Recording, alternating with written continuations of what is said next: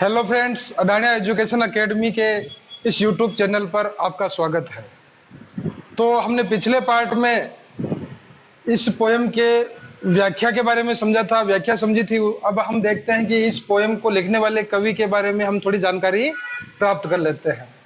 सबसे पहले about the poet में, राजन अग्रवाल वाज बोर्न इन 1991, मतलब कि 1991 में वो पैदा हुए।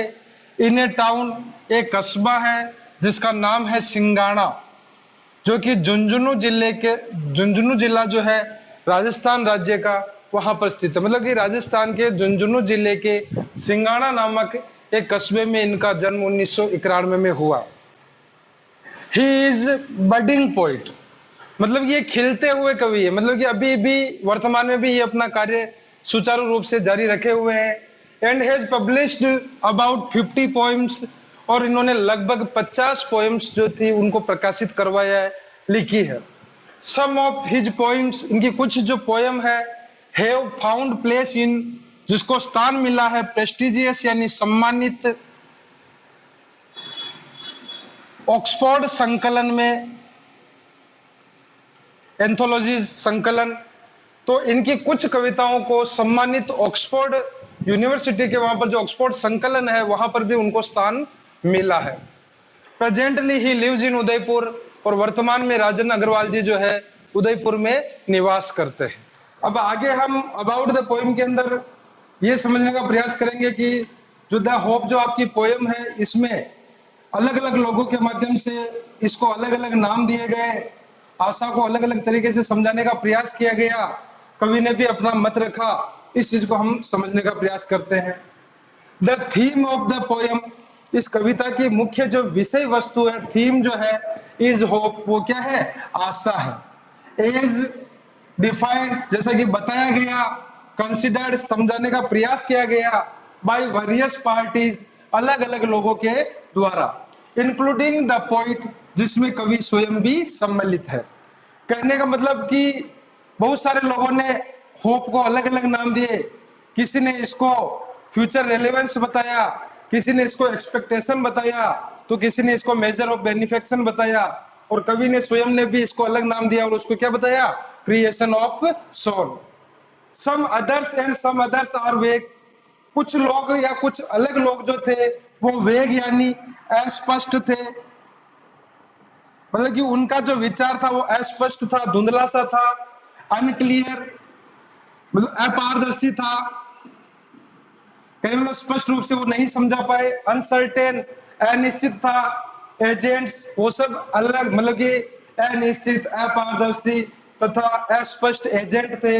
वेयर इज, जबकि द पोइट, लेखक जो है, डेफिनेट, वो निश्चित है, सर्टेन, स्पष्ट है, इंटरप्रेटर ऑफ होप, होप के बारे में स्पष्ट वर्णन करता है, स्पष्ट रूप से उसका वर्णन करता है, उसको समझाने का प्रयास करता है। बर्ड्स, क्या बोलते हैं वो, कि जो पक्षी है, ह्यूमन बीइंग्स, मानव है, एनिमल्स, जानवर है, या नेचर, प्रकृति है, डिपेंड अपॉन होप, सभी जो है सजीव प्राणी जो है वो संपूर्ण रूप से किस पर निर्भर रहते हैं, आशा पर निर्भर रहते हैं। होप सस्टेन लाइफ, आशा ही जीवन को आगे बढ़ाती रहती है, जीवन को हमेशा गतिमान रखती है। आशा से ही हमारे संपूर्ण जो इम्पॉसिबल वर्क है वो पॉसिबल में बनते हैं। मतलब कि हम मतलब असंभव को संभव करने का प्रयास किसके माध्यम से करते हैं, अगर हमारे मन में आशा है, होप है, एक्सपेक्टेशन है। तो दोस्तों, आगे हम इस पोएम के क्वेश्चन आंसर जो बनते हैं उनकी बात करते हैं। पहला क्वेश्चन समझते हैं, व्हाट डज होप किल, कि जो आशा जो है किस चीज को समाप्त करती है, मारती है। तो अपन ने पढ़ा है, नेगेटिविटी को, नकारात्मक जो विचार आते हैं हमारे मन में, उनको आशा जो है समाप्त करती है तथा हमें आगे बढ़ने के लिए प्रेरित करती है। तो होप किल्स नेगेटिविटी, आशा जो है हमारे नकारात्मकता को समाप्त करती है। That is inside a human being, जो प्रत्येक मनुष्य के अंदर की ओर होते हैं, मन में होते हैं। इट इनलाइटन्स ग्लोमी थ्रोफेयर्स, और हमारे जो दुख भरे अंधकारमय जो रास्ते हैं उनको प्रकाशित करती है।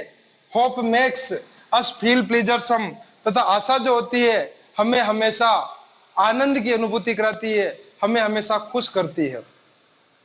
Question number second, name the derivative and the function of hope, कि जो सबसे बड़ा फंक्शन आशा है उसका व्युत्पन्न क्या है, उसका उत्पादन क्या है।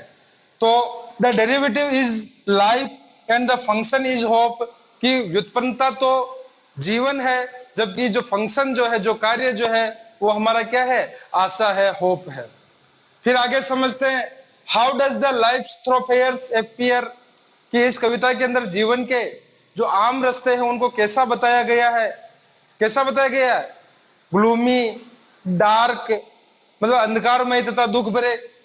तो the life thoroughfares appears to be gloomy, वो दुख भरे दिखाई देते हैं, एंड विदाउट लाइट, और बिना प्रकाश के दिखाई देते हैं। इसीलिए वो पंक्ति आई है कि hope enlightens the gloomy thoroughfares of life, कि जो आशा ही जो है जीवन के अंधकारमय रास्तों को प्रकाशित करती है। तो दोस्तों आगे अब दो छोटे छोटे क्वेश्चन और बनते हैं, जिसमें पहला, what does hope means to the poet, कि जो कवि जो है उसके लिए आशा का मतलब क्या है। तो अलग अलग लोगों ने आशा को अलग अलग तरीके से परिभाषित करने का प्रयास किया है, लेकिन कवि ने अपने आप के लिए आशा को क्रिएशन ऑफ सोल कहा है।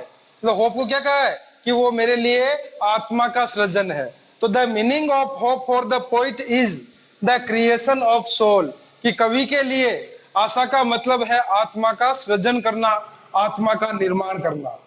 फिर अगला पांचवा जो क्वेश्चन है, from which day one is hopeful, कि कोई भी व्यक्ति किस दिन से अपने आप में आशावादी बनता है, आशात्मक विचार उसके मन में होते हैं। तो one is hopeful right from the day one is born, जब से कोई व्यक्ति पैदा होता है उसी दिन से वो आशावादी बन जाता है अपने जीवन को जीने के लिए तथा तो अपने जीवन को गतिमान रखने के लिए। तो दोस्तों आगे हम बात करते हैं 20 to 30 वर्ड्स के क्वेश्चन आंसर्स की। पहला क्वेश्चन है, what are the different names given to hope, कि आशा को क्या क्या अलग अलग नाम दिए गए हैं। तो आप अपने पढ़ा है कि इस पोएम के अंदर होप को अलग अलग नेम दिए गए थे। The following are different names to given to hope, ये जो अलग अलग नाम है वो निम्न है। पहला एक्सपेक्टेशन, मतलब उम्मीद। दूसरा है फ्यूचर रेलेवेंस, भविष्य की प्रासंगिकता। मेजर ऑफ बेनिफिक्शन, मतलब कि उपकार का मापन। और क्रिएशन ऑफ सोल, आत्मा का सृजन। ये तीन नाम जो थे ये तो अलग अलग लोगों ने दिए थे, और द क्रिएशन ऑफ सोल जो था ये नाम किसने दिया था, कवि ने स्वयं ने दिया था। फिर अगला क्वेश्चन है, what are the main functions of hope for human beings, कि मनुष्य के लिए आशा के मुख्य कार्य क्या क्या है, क्या करते हैं मनुष्य के जीवन में। तो the following are main functions of hope for human beings. पहला है, hope kills negativity of human beings, कि मनुष्य के अंदर के जो नकारात्मक विचार होते हैं उनको आशा समाप्त करती है, मारती है।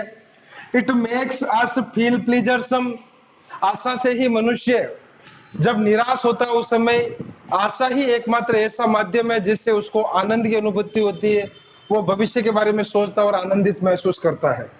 It feels us with quietness, जब हमारे दिमाग में बहुत सारी नेगेटिव विचार आते हैं तब वह हमारे दिमाग को शांत करती है, तो हमें संतोष तथा हमें ठंडेपन का एहसास कराती है। It enlightens the gloomy thoroughfares of life, जीवन के अंधकारमय रास्तों को भी प्रकाशित करते हैं। मतलब जिंदगी में हम जब भी दुखी होते हैं या हमारे सामने एक ऐसा समय होता है जो हमें बहुत ही ज्यादा मतलब कि बहुत ही ज्यादा कठिनाई भरा लगता है, उस समय आशा ही जो होती है वो हमें आगे बढ़ने के लिए प्रेरित करती है, प्रेरणा देती है। आगे का जो क्वेश्चन है दोस्तों वो बनता है कि how has hope helped us in the past, कि भूतकाल में आशा ने हमारी मदद कैसे की, होप ने हमारी सहायता कैसे की। तो इन द पास्ट, भूतकाल में, होप हैज हेल्प्ड अस, आशा ने हमारी मदद की, इन आवर सर्वाइवल, हमारे जीवन को जीने के लिए, हमारे सर्वाइवल में, हमारे जीवन को आगे बढ़ाने के लिए। Hope has killed negativity which is inside our head and heart, और जो हमारे मस्तिष्क और मन में जो नकारात्मक विचार होते हैं उनको उस आशा ने मारा है ताकि हम अपने जीवन में आगे बढ़ सके। आगे है, why does the bird fly, पक्षी क्यों उड़ता है। आया इस पोएम के अंदर कि पक्षी उड़ता है किसके लिए, अपने छोटे बच्चे जो होते हैं उनके लिए भोजन की तलाश करता है, भोजन लाने के लिए, तथा दूसरा काम यह करता है कि अपना घोंसले का निर्माण करने के लिए जो सामग्री उसको चाहिए उस मटेरियल के लिए वो उड़ान भरता है। तो द बर्ड्स फ्लाइज पक्षी उड़ता है, द बर्ड फ्लाइज पक्षी उड़ता है इन सर्च ऑफ फूड भोजन की तलाश में, फॉर इट्स यंग वंस अपने छोटे बच्चों के लिए, and it also flies to bring material to build the nest और अपना घोंसला बनाने के लिए जो सामग्री लाने की जरूरत पड़ती है, जो सामग्री लेकर आता है उसके लिए भी वो उड़ान भरता है। फिर आगे है what is the effect of hope in gloomy ways, कि हमारे दुख भरे समय में या अंधकारमय रास्ते जो जीवन के वहां पर आशा क्या कार्य करती है। तो the hope enlightens the gloomy ways of life, आशा जो है हमारे जीवन के अंधकारमय जो रास्ते होते हैं उनको प्रकाशित करती है, हमें आगे बढ़ने की प्रेरणा देती है। It makes us the freshness and warmth of the day ahead, और वह हमें जो आने वाले दिनों की जो ताजगी है, जो गर्मी है उसका एहसास करवाती है तथा उसकी खुशी प्रदान करती है। तो दोस्तों अब हम आगे बात करते हैं 60 to 80 वर्ड्स के क्वेश्चन की, जिसमें क्वेश्चन है right a critical appreciation of the poem, मतलब कि इस पोएम के ऊपर हमें समालोचनात्मक टिप्पणी करनी है भी इस पोएम की क्या खासियत रही है, किस प्रकार से जो हमारे कवि राजन अग्रवाल है वो इस पोएम में किस प्रकार की लैंग्वेज का उन्होंने इस्तेमाल किया है तथा ये कविता किस प्रकार का संदेश देती है। तो इसके बारे में हम समझते हैं कि the title of the poem is appropriate and suggestive, कि इस कविता की जो विषय वस्तु है वो सही है, और सजेस्टिव का मतलब होता है सुझावात्मक है, सुझाव देने वाली है। फिर आगे है it is discussed in all the poem, और चूंकि जो टाइटल है हमारा द होप, तो इस होप के बारे में ही पूरी पोएम में चर्चा हुई है, पूर्ण रूप से हमें बताया गया है।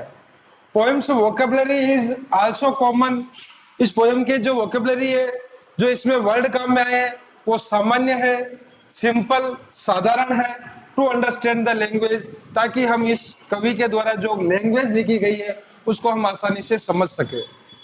फिर it is lucid, it enhance the thoughtfulness, कि ये एक गीत की तरह तथा ये हमारे थॉटफुलनेस यानी हमारे विचारों को इनहेंस करती है, बढ़ाती है, हमारे विचार करने की क्षमता को बढ़ाती है। इट इज आर्ग्यूमेंटिव, तर्कात्मक है, तर्क देने वाली है। The poem gives examples of birds and trees, और इस पोएम के अंदर पक्षी और पेड़ों के एग्जाम्पल भी जो है, जो उदाहरण दिए गए हैं।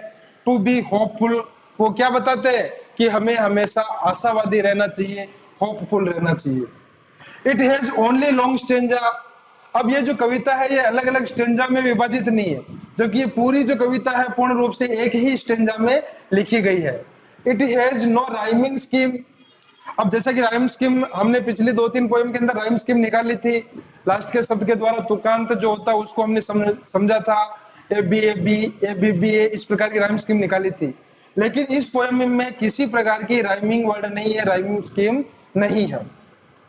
फिर आगे it has been written in blank verse, मतलब कि एक लंबे छंद के रूप में ये लिखी है, एक छंद जो होता है उसमें लिखी हुई है। It gives worldly wisdom to readers, और इसके पाठकों को ये वर्ल्डली यानी सांसारिक जो ज्ञान होता है वो हमें प्रदान करती है। सांसारिक इस संसार में हम कैसे जीवन जीते हैं उस जीवन को जीने की कला को हमें बताया जाता है इस पोएम के अंदर। इट इज पिक्चोरियल टू, यह कविता जो है दृश्यात्मक भी है, यहाँ पर हमने अलग अलग प्रकार की टहनी, पक्षी, इनके दृश्य जो थे वो हमने देखे, तो वो दृश्यात्मक है। पिक्चर्स ऑफ बर्ड्स, वो क्यों बात आ गई, टहनियों की पिक्चर, एंड ग्रीन लीव्स, हरे भरे पेड़ों की जो पिक्चर है, आर हियर, वो यहाँ पर मौजूद है। धन्यवाद।